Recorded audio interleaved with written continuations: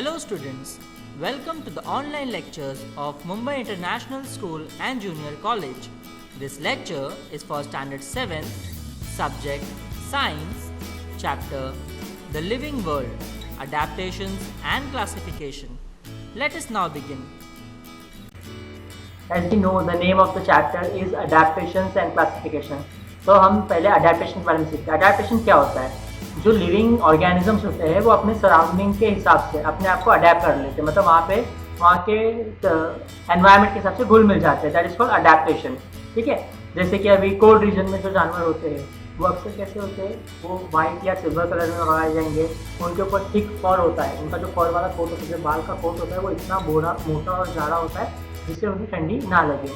और जो सवाना में या ग्रास लैंड में जो ऐसे जानवर जैसे लायन, टाइगर्स हो गया, इनके जो पॉज होते हैं, इनके पैर के नीचे का जो चमड़ी होता है वो एकदम ही ज़्यादा कड़क और सॉफ्ट होता है. वो इसीलिए ताकि मतलब जब वो चले या जो शिकार का पीछा करे तो उससे आवाज़ ना आए. ठीक है. उससे वो सोल टाइप होता है, जैसे शूज़ का सोल होता है ना, एकदम नरम, वैसा, ताकि आवाज़ ना आए. जैसे कि हम यहाँ पे देख रहे हैं कि ट्रॉपिकल बर्ड्स जो होते हैं वो लोग इतने कलरफुल होते हैं. रीज़न क्योंकि वो लोग जंगल में रहते हैं और वो फूल फल के साथ उनके कलर में घुल मिल जाते हैं ताकि वो आसानी से पकड़े ना जाए. यहाँ पे हमें टाइगर दिख रहे हैं, अलग अलग कलर के टाइगर है. रीज़न उसका यही है, एनवायरनमेंट के हिसाब से जिस तरीके के एनवायरनमेंट में वो लोग रहते हैं तो वहाँ का कलर वो लोग मतलब उस हिसाब से अडेप्ट हो जाते हैं ताकि आसानी से पता ना चले कि वो लोग कहाँ छुप रहे हैं. Hunting plays a very important role in adaptation. जो एनिमल्स होते हैं, दो टाइप के एनिमल्स होते हैं, हर्बीवोरस एंड कार्निवोरस. जो हर्बीवोरस होते हैं उन्हें बच के रहना पड़ता है क्योंकि जो प्रेडेटर होते हैं जैसे लायन, टाइगर, लेपर्ड, ये सब उनका शिकार करते हैं. तो उनके लिए ज़्यादा इंपॉर्टेंट होता है तेज़ भागना. तो इसलिए उनका जो बॉडी स्ट्रक्चर होता है ना वो ऐसा होता है कि इतना पतला होता है. उनके जो पैर होते हैं वो हूव्स वाले होते हैं. हूव्स मतलब कैसे, कैमल, काव, इन सब के जब हमें पैर देखते तो कैसे होते हैं, नीचे से दो टोज जैसे चीज़ रहती है और वो बहुत ज़्यादा कड़क रहती है. तो वो उसके लिए बनती है. इसलिए क्या होता है, उससे वो लोग फटाफट भाग सकते हैं और कोई भी चीज़ उनके पैर में चुभेगी भी नहीं. वो इतना हार्ड होता है कि उनको वो चीज़ महसूस नहीं होगा और उसके हेल्प से वो लोग फटाफट भाग सकते हैं, तो वो अपनी जान बचा सकते हैं. वैसे ही जो कार्निवोरस होता है, अब उनको भी अडेप्ट होना पड़ेगा. अगर उनका शिकार तेज़ भाग रहा है तो उन्हें भी तो कुछ टेक्निक्स अपने अंदर लानी पड़ेगी ना ताकि वो लोग भूखे ना मरे. तो उसके लिए उनके जो पॉज होते हैं, लाइन, टाइगर, ये सब जो एनिमल है कार्निवोरस, उनके जो पॉज होते हैं वो ऐसे होते हैं कि जब वो लोग चलेंगे ना तो नीचे से आवाज़ नहीं आती. इसका नीचे शूज़ का सोल कैसा होता है, एकदम सॉफ्ट होता है. तो वैसे उनके पॉज भी वैसे ही होते हैं ताकि जिससे जब वो चले तो आवाज़ पैदा ना हो, जिससे उनके शिकार को पता नहीं चलता है कि वो लोग आ रहे हैं. तो ये सारी चीज़ें अडेप्टेशन मानी जाती है. मतलब किस तरीके से अपने एनवायरनमेंट के अंदर में घुलना मिलना है, तो कैसे वहाँ पे सर्वाइव करना है. That is called adaptation. A very important feature for adaptation is camouflage. Camouflage जो है वो बहुत ही ज़्यादा इंपॉर्टेंट फीचर है अडेप्टेशन के लिए. कैमोफ्लॉज में क्या होता है, जो ऑर्गेनिज्म होता है या जो लिविंग एनिमल होता है वो क्या करता है, अपने एनवायरनमेंट के कलर को अपना लेता है. उसी के कलर की उसकी स्किन होती है. इससे क्या होता है, वो एनवायरनमेंट इस तरीके से घुल मिल जाता है जिससे शिकारी इसको पहचान ना सके या उसको देख ना सके, तो अपना लाइफ बचा लेता है, अपनी जान बचा लेता है. जैसे कि यहाँ पे स्नेक हमें दिख रहा है, ग्रीन कलर का है. ठीक है. बहुत सारे कलरफुल फ्रॉग्स हैं. ये लोग क्या करते हैं, ये लोग पत्ते के कलर की इनकी स्किन होती है जिससे लोग आराम से छुप सकते हैं या पानी में लोग छुप सकते हैं. इसका सबसे अच्छा एग्जाम्पल है कमेलियन. गिरगिट जो हम लोग देखते हैं वो क्या करता है, वो जिस एनवायरनमेंट में जाता है या जिस चीज़ के ऊपर जाता है उसी का कलर का हो जाता है. इससे उसको पहचानना बहुत मुश्किल होता है क्योंकि हम उसे पहचान नहीं पाएंगे तो उसका शिकार भी नहीं कर पाएंगे. तो ये जो एक तरीका है कैमोफ्लॉज का, वो बहुत ही इंपॉर्टेंट होता है अडेप्टेशन के लिए. A great variety of plants is found on the earth. Some plants have colorful flowers, some plants grow in water, whereas some are to be found in deserts, which have a scarcity of water. Some plants are found only in snowy regions. Some plants cannot be seen without a microscope, whereas some are huge in size. जो plants या trees हम जिसको बोल सकते हैं उसमें भी बहुत सारे अलग अलग कैटेगरीज होते हैं. कुछ कलरफुल होते हैं, कुछ एक ही कलर के होते हैं, कुछ रेगिस्तान में पाए जाते हैं, कुछ पानी के अंदर पाए जाते हैं. जैसे कि एग्जांपल रेगिस्तान के प्लांट का एग्जांपल है कैक्टस को ले लो. कैक्टस ऐसा प्लांट है जो रेगिस्तान में मिलता है. इसकी खासियत क्या है कि इसको बहुत ही कम पानी लगता है. Then comes lotus. लोटस ऐसा प्लांट है जो पानी के अंदर रहता है, ये ज़मीन पे नहीं रहता है. देन कॉनिफरस प्लांट, जो ऐसे प्लांट्स होते हैं जो स्नोई रीजन में, बर्फ़ वाले रीजन में पैदा होते हैं. अब ये सब प्लांट्स के जो अडेप्टेशन का तरीका है वो सबका अलग अलग है. ये लोग अपने एनवायरनमेंट किस तरीके से रहते हैं या किस तरीके से काम करते हैं, सबका तरीका अलग अलग है. इनके पास कुछ स्पेशल कैरेक्टरिस्टिक्स या पावर जैसे होते हैं जिससे वो बड़े हो सकते हैं. So like the plants, animals to show different diversity. Animals जो होते हैं वो प्लांट्स की तरह बहुत सारे अलग अलग टाइप के होते हैं। कुछ यूनिसेल्युलर होते हैं, कुछ मल्टी सेल्युलर होते हैं, कुछ वर्टिब्रेट होते हैं। और वर्टिब्रेट्स क्या होते हैं? वर्टिब्रेट यानी वो एनिमल, इंसान के एक एनिमल है, उसी कैटेगरी में आता है। वर्टिब्रेट्स मतलब ऐसे एनिमल जिनके पास स्पाइनल कॉर्ड होता है, जिन्हें हम हिंदी में बोलते हैं रीढ़ की हड्डी। जो हमारे पास रीढ़ की हड्डी होती है ना पीठ में, वो एनिमल, जिन एनिमल्स के पास वो होती है उसको हम वर्टिब्रेट बोलते हैं। और जिनके पास वो चीज़ नहीं होती है उसे इनवर्टिब्रेट बोलते हैं। जैसे वर्टिब्रेट्स में कौन आता है? एलिफेंट आ गया, lion, tiger, human being, horse, ये सारे वर्टिब्रेट्स थे। इनवर्टिब्रेट्स में कौन आता है? इनवर्टिब्रेट्स में आते हैं ऑर्थ्रोपॉड्स, बहुत सारे मॉलस्क, यानी कि मतलब वो चींटी जो शेल्स होते हैं ना सी बीचेस पे, वो शेल्स, ऑक्टोपस, ये सारी चीज़ें क्या आती है? इनवर्टिब्रेट्स में आती हैं। क्रैब इनवर्टिब्रेट है, स्नेल इनवर्टिब्रेट्स हैं। तो इस तरीके से बहुत सारे एनिमल्स को भी हम लोग क्लासीफाई कर सकते हैं। इसके अलावा कुछ एनिमल्स एक्वेटिक होते हैं, जैसे कि fish.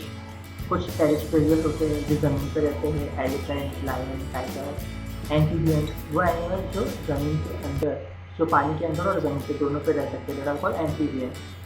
Next comes reptilian and aerian. Aerian मतलब बर्ड जो हवा में रहते हैं, और रेप्टिलियन यानी कि स्नेक, लिजर्ड। रेप्टाइल और टेरेस्ट्रियल में क्या फ़र्क होता है? जो टेरेस्ट्रियल एनिमल होते हैं वो चल सकते हैं, और जो रेप्टाइल्स होते हैं वो चलते नहीं है, वो लोग क्रॉल करते हैं, यानी ज़मीन को चिपक के चलते हैं। जैसे कि स्नेक्स को देख लो, लिजर्ड हो गया, क्रोकोडाइल हो गया, ये लोग ज़मीन को चिपक के ही चल सकते हैं। उसके बाद पैर जैसी चीज़ें नहीं होती, मतलब पैर होते हैं और वो यूज के नहीं होते। तो these are the diversity which are found in animals. जैसे कि हमने देखा प्लांट्स बहुत सारे वैरायटी के होते हैं, वैसे सेम एनिमल्स भी बहुत सारे डिफरेंट वैरायटी के होते हैं। Gradual changes occurred in the body parts and also in the behavior of organisms, which help them to adjust to their surroundings. Such changes are called adaptations. They take place over a long period of time. जो changes होते हैं body में, जो changes आते हैं अपने living environment के surrounding के हिसाब से, उस चेंजेस को हम लोग बोलते हैं अडेप्टेशन। और इस चेंज को आने के लिए बहुत ज़्यादा समय लगता है। जैसे कि यहाँ पे हम देख रहे हैं कि कोल्ड एनवायरनमेंट का रीजन दिया है। फ्रीजिंग कंडीशन में क्या होता है? यहाँ के जितने भी एनिमल्स होते हैं, इनका जो फर कोट होता है वो बहुत ही ज़्यादा थिक होता है, और उनके बॉडी के अंदर एक फैट का लेयर होता है जो उन्हें मतलब गर्मी देता है और ठंडी से बचाता है। तो दैट इज़ कॉल्ड अडेप्टेशन, कि वहाँ के एनवायरनमेंट के हिसाब से लिविंग ऑर्गेनिज्म अपने बॉडी के अंदर चेंजेस लेके आते हैं। This thing is called adaptation. Let's now see about adaptation in plants. Plants किस तरीके से अडेप्ट करते हैं। Some plants entirely afloat with floating roots by some submerged in water. कुछ प्लांट्स होते हैं जो पानी के ऊपर फ्लोट करते हैं लाइक लोटस, और कुछ ऐसे होते हैं जो पानी के अंदर रहते हैं, क्योंकि under water plant. Usually they are grasses. Some plants have thin ribbon shaped like slender leaves which help them to withstand fast flow. कुछ ऐसे अंडर वाटर प्लांट्स होते हैं जिनके लीव्स जो होते हैं बहुत ही पतले और रिबन की तरह होते हैं, लंबे लंबे। उससे क्या होता है? जो फास्ट करंट होता है, पानी का जो ज़्यादा तेज़ बहाव होता है, उसमें वो लोग उसको सहन कर सकते हैं, इसलिए उनके लीव्स वैसे होते हैं, रिबन के टाइप। कुछ ऐसे प्लांट्स होते हैं जिसका जो लीव्स होता है उसके ऊपर एक वैक्सी लेयर होता है। उसका रीज़न ये होता है ताकि पानी उसके ऊपर रुके नहीं। For example lotus plant. तो इस तरीके से जो प्लांट्स होते हैं वो अपने आप को अडेप्ट करते हैं सराउंडिंग के हिसाब से। This are called aquatic plants. Let us see how the plants in desert region adapt themselves according to the surrounding. The leaves of these plants have been modified into thorns. जो cactus जो plant होता है या desert में जो plants होते हैं, इनके पास लीव्स नहीं होता है। लीव्स के बदले क्या होता है? उनके पास थॉर्न्स होता है। जो लीव्स है ना, वही एक्चुअली थॉर्न्स में कन्वर्ट हो चुके हैं, कांटे में कन्वर्ट हो चुके हैं। इससे क्या होता है? लीव्स का मेन काम होता है फोटोसिंथेसिस करना और इवोपरेशन। लीव्स में जो भी पानी होता है वो अक्सर सनलाइट से पूरा इवोपरेट हो जाता है। तो अभी डेजर्ट वाले रीजन में ऑलरेडी पानी कम है, तो प्लांट्स के अंदर अगर और पानी चला जाएगा तो लोग प्रॉब्लम हो जाएगी ना। तो इसलिए लोग क्या करते हैं? लीव्स रखते ही नहीं। लीव्स के नाम पे लोग के पास सिर्फ थॉर्न्स होते हैं, तो इससे क्या होगा? जो इवोपरेशन है वो होएगा ही नहीं। तो जो पूरा का पूरा पानी होता है, जो फूड मटेरियल होता है, वो सब कुछ स्टेम के अंदर स्टोर होता है। और जो फोटोसिंथेसिस है, जो फूड बनाने का जो प्रोसेस होता है, जो प्लांट्स जो होते हैं वो सनलाइट की हेल्प से फूड बनाते हैं, वो सारा प्रोसेस जो है वो स्टेम की हेल्प से होता है। इसके स्टेम्स जो है वो कैक्टस के ग्रीन कलर के होते हैं। क्योंकि फूड बनाने का जो क्लोरोफिल होता है, जो क्लोरोप्लास्ट होता है, वो सब स्टेम के अंदर ही रहता है। Deeply penetrating roots. जो डेजर्ट रीजन में जो प्लांट्स होते हैं, उनके जो रूट्स होते हैं वो एकदम ज़्यादा गहराई तक जाते हैं पानी ढूंढने के लिए। जैसे कि हमें पता है डेजर्ट वाले एरियाज में पानी बहुत मुश्किल से मिलता है या जल्दी मिलता नहीं है, तो इसलिए जो रूट्स होते हैं उनको बहुत दूर तक जाना पड़ता है। ठीक है, तो हमें कैक्टस के बारे में, डेजर्ट के प्लांट्स के बारे में हमें ये पता चला कि डेजर्ट में जो प्लांट्स होते हैं उनके पास लीव्स नहीं होता है। उनके जो स्टेम होते हैं वो यूज़ होता है फोटोसिंथेसिस के लिए, इसलिए वो ग्रीन कलर का होता है। थर्ड थिंग, इनके जो रूट्स होते हैं वो बहुत ही अंदर तक जाते हैं और इनके ऊपर एक वैक्स जैसा लेयर होता है जिससे पानी इवोपरेट नहीं होता जल्दी से। For example cactus plant. The next is adaptation in the snowy region. जो बर्फीले क्लाइमेट में जो प्लांट्स होते हैं वो लोग किस तरीके से अडेप्ट करते हैं। मेनली कॉनिफर प्लांट्स जो होते हैं इसमें मेन है देवदार और पाइन और देवदार के जो ट्रीज होते हैं वो ज़्यादातर कॉनिकल शेप के होते हैं, यानी ट्रायंगुलर शेप के होते हैं। इस शेप का फ़ायदा क्या रहता है कि इसके ब्रांचेस पे जब बर्फ़ आके रुकती है तो बर्फ़ ज़्यादातर टाइम तक इस पर रुक नहीं पाती है क्योंकि वो स्लांट है, इसलिए बर्फ़ जल्दी से नीचे गिर जाती है। इसके अलावा ऐसे टाइप के जो ट्रीज़ होते हैं उनका जो बार्क होता है, जो स्टेम वाला एरिया होता है, तो उसके ऊपर जो छाल होती है वो इतनी ज़्यादा मोटी होती है ताकि वो लोग ठंडे क्लाइमेट को सहन कर सकें।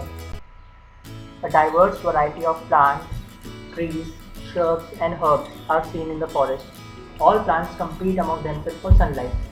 यूजुअली जो एवरग्रीन या ट्रॉपिकल फॉरेस्ट के जो प्लांट्स होते हैं वो ज़्यादातर सनलाइट के लिए कम्पीट करते हैं, मतलब इतना घना जंगल होता है और वहाँ पे सनलाइट सबको मिलती नहीं है, तो इसलिए प्लांट्स जो होते हैं वहाँ पे हाइट बड़ी होती है, वो लोग सनलाइट की तरफ ज़्यादा से ज़्यादा जाने की कोशिश करते हैं। इसकी वजह से क्या होता है, उन लोग का जो हाइट होता है वो बहुत ज़्यादा बड़ा हो जाता है।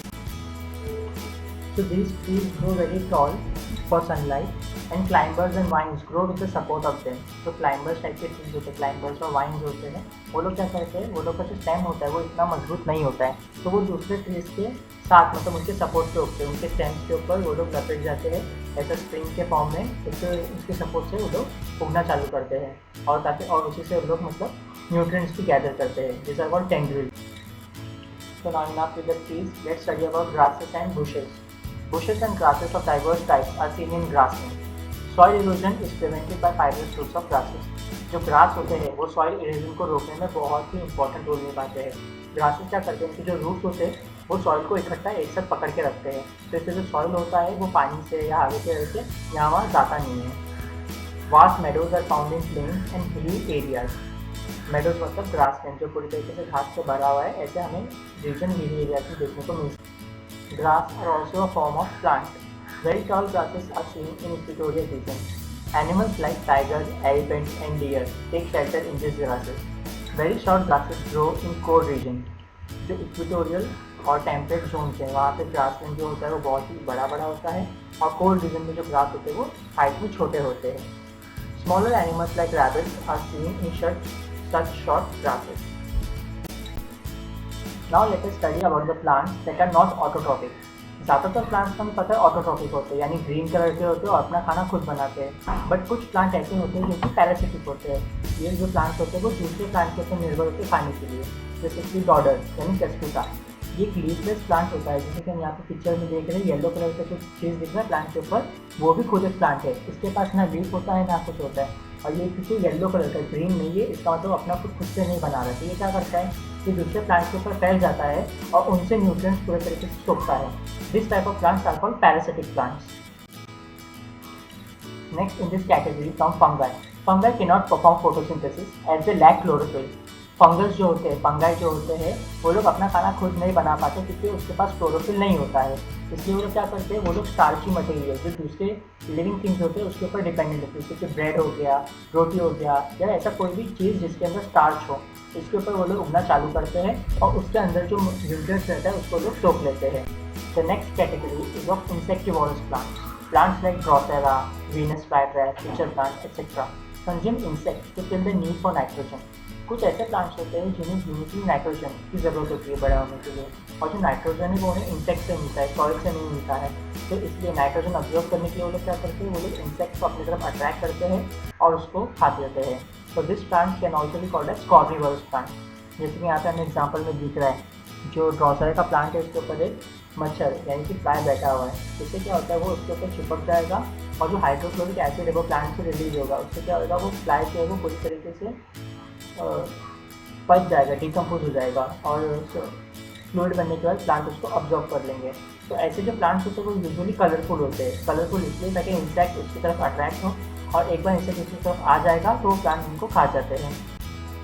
सो now we study about the plants. Let's move on to the animals. First category is aquatic animals. Aquatic animals किस तरीके से अपने बॉडी के शेप को चेंज करते हैं। उनका जो बॉडी शेप होता है वो यूजुअली स्पिंडल टाइप का होता है, इसीलिए ताकि उनको मतलब चलने में उनके लिए तैरने में उनको आसानी हो, उनके बॉडी शेप के हिसाब से वो लोग जो पानी का जो रेजिस्टेंस होता है वो ज़्यादा नहीं होता है, तो लोग आसानी से आगे मूव कर सकते हैं। इसके अलावा उनके पास स्विमिंग के लिए फिन्स होते हैं हैंड्स के बदले, क्योंकि उन्हें हैंड्स की ज़रूरत नहीं है। और रेस्पिरेशन के लिए हवा अंदर बाहर करने के लिए उनके पास होते हैं gills. Next to aquatic animals are amphibians. Amphibians जो है वो एक्वेटिक से थोड़े बहुत रिलेटेड है। एम्फीबियंस उन एनिमल्स को बोलते हैं जो ज़मीन पे भी रह सकते हैं और पानी में भी, उस टाइप के एनिमल्स को बोलते हैं एम्फीबियंस, जैसे कि फ्रॉग इस कैटेगरी में आता है। Frog is an amphibian. It inhabits both land and water. Being a true amphibian, it can breathe in water with the help of skin, and when on land, it breathes with its nose and lungs. जब frog पानी के अंदर होता है तो अपनी skin के through सांस लेता है, और जब वो ज़मीन पे होता है तो अपने नोज और लंग्स का यूज़ करके वो ब्रीथ कर सकता है। Duck is a bird. Duck जो है वो एम्फीबियन नहीं है बट एम्फीबियस है। एम्फीबियन और एम्फीबियस दोनों अलग अलग टर्म होता है। एम्फीबियन मतलब क्या? एम्फीबियन मतलब वो जानवर जो पानी में भी सांस ले सकते हैं और ज़मीन पर भी सांस ले सकते हैं। बट एम्फीबियस मतलब ऐसे एनिमल्स जो लोग पानी में सांस नहीं ले सकते, सिर्फ ज़मीन पर सांस ले सकते हैं। हाँ, बट वो लोग अपना ज़्यादातर टाइम पानी में बिताते हैं। फॉर एग्जाम्पल डक हमें ज़मीन पर भी दिखता है, पानी में भी दिखता है, बट पानी के अंदर वो सांस नहीं ले सकता, उसको सांस लेने के लिए ज़मीन पर आना पड़ता है। Such type of animals are called amphibious animals. Tortoise is also an amphibious animal. Tortoise भी जो है वो एक रेप्टाइल है जो पानी के अंदर सांस नहीं लेता है, बट वो पानी के अंदर तैर सकता है, और उसको सांस लेने के लिए ऊपर आना पड़ता है हवा में, तो वो सांस लेके फिर से पानी के अंदर जाता है। These are called amphibious animals.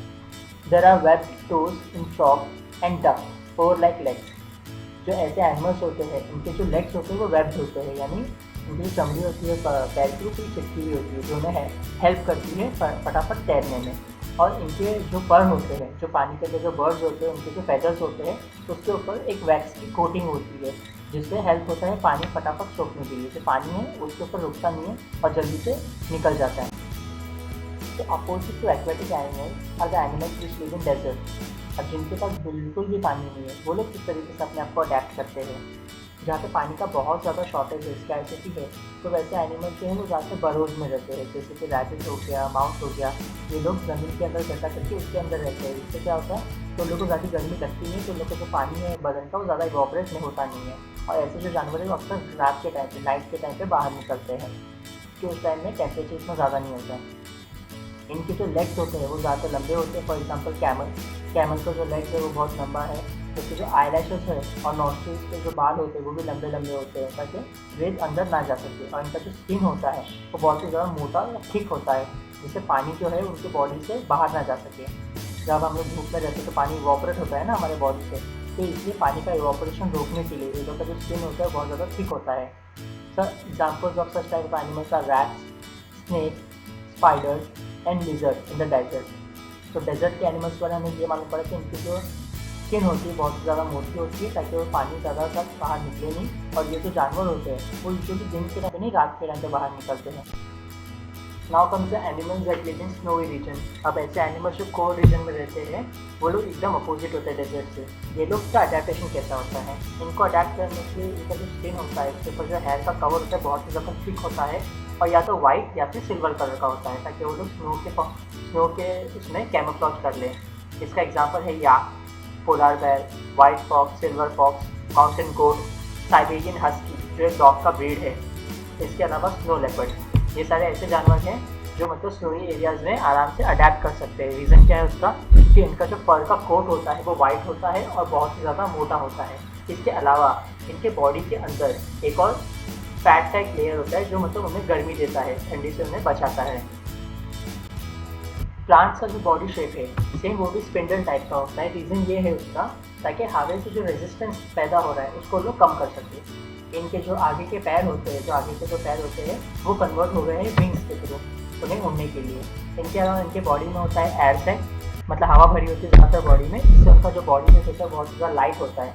इससे क्या होता है, उड़ने में उन्हें हेल्प मिलती है कि अगर वजन कम रहेगा तो आराम से वो लोग फ्लाई कर सकते हैं। The last category which we are going to study is of reptiles. इन रेप्टाइल्स का नाम नीचे नहीं, जो कि हमें दिमाग में आता है स्नेक और क्रोकोडाइल। ये सब रेप्टाइल्स की कैटेगरी में आते हैं। ये लोग चलते नहीं है, ये लोग क्रॉल करते हैं। इन शॉर्ट हम लोग बोल सकते हैं क्रीप करते हैं। तो रेप्टाइल्स जो है वो अपने मसल्स का यूज़ करते हैं क्रीप करने के लिए, इसलिए उनके जो मसल्स होते हैं बहुत ज़्यादा पावरफुल होते हैं। और उनके जो नीचे का जो स्किन होता है वो बहुत ज़्यादा हार्श होता है, बहुत हार्ड होता है, ताकि मतलब उन लोग को लगे नहीं उस चीज़ के लिए। Skin and toes and feet are specially modified for creeping. Example house lizard and monitor lizard. इनका जो बॉडी कलर होता है, रेप्टाइल्स का जो बॉडी कलर होता है वो कैमोफ्लेज के लिए बना है, यानी एक तरीके से उनका स्किन होता है ताकि वो लोग अपने एनवायरनमेंट में अच्छे से घुल मिल सके और उनको आसानी से देखा ना जाए। अडैप्टेशन अगर हम आज जान पाते हैं तो इसका पूरा स्टेप बनता है चार्ल्स डार्विन को। चार्ल्स डार्विन ने एक थ्योरी निकाला था, उसका था नेचुरल सिलेक्शन। थ्योरी का नाम है नेचुरल सिलेक्शन। उसका ये मानना है कि जो जानवर अपने आप को सराउंडिंग के हिसाब से अडैप्ट नहीं करते हैं तो वो लोग एक्सटिंक्ट हो जाते हैं, हमेशा के लिए खत्म हो जाते हैं प्रजाति। जिसका एग्जाम्पल है डोडो बर्ड। और जो जानवर अपने आप को अडैप्ट कर लेते हैं सराउंडिंग के हिसाब से वो लोग बच जाते हैं। फॉर एग्जाम्पल जैसे कि मैमथ लोग अपने आप को अडैप्ट नहीं कर पाए सराउंडिंग के हिसाब से। वो लोग ऐसे जानवर हैं जो ठंडे रीजन के लिए बने हैं, जब क्लाइमेट गर्म होता गया तो लोग अडैप्ट नहीं कर पाए, इसलिए लोग खत्म हो गए। लेकिन स्नेक्स को अगर हम लोग देखते हैं तो स्नेक्स जो है वो पहले उनके पास लेग्स होते थे, बट धीरे धीरे उनके लेग्स की ज़रूरत नहीं पड़ी, तो उससे क्या हो गया, लेग्स जो है उनके यूजलेस होते के साथ वो लोग पूरी तरीके से खत्म हो गए। तो आज के टाइम में जो स्नेक्स हैं उनके पास लेग्स नहीं हैं। तो इस थ्योरी का नाम है थ्योरी ऑफ नेचुरल सिलेक्शन। मतलब वही जानवर सर्वाइव कर पाता है, वही स्पीशीज सर्वाइव कर पाता है जो अपने आप को अडैप्ट कर पाता है। The next picture is of Karl Linnaeus. Karl Linnaeus वो इंसान हैं जिन्होंने एनिमल्स और प्लांट्स को अलग अलग किंगडम्स के हिसाब से क्लासीफाई करना स्टार्ट किया था कि इतने सारे वैरायटी है एनिमल और प्लांट्स के, अगर हम उनको सबको एक ही साथ रखेंगे तो हम कुछ कंफ्यूज हो जाएंगे। तो अगर हमें उनके बारे में स्टडी करना है डिटेल में तो उन्हें क्लासीफाई करना बहुत ज़्यादा ज़रूरी हो जाता है।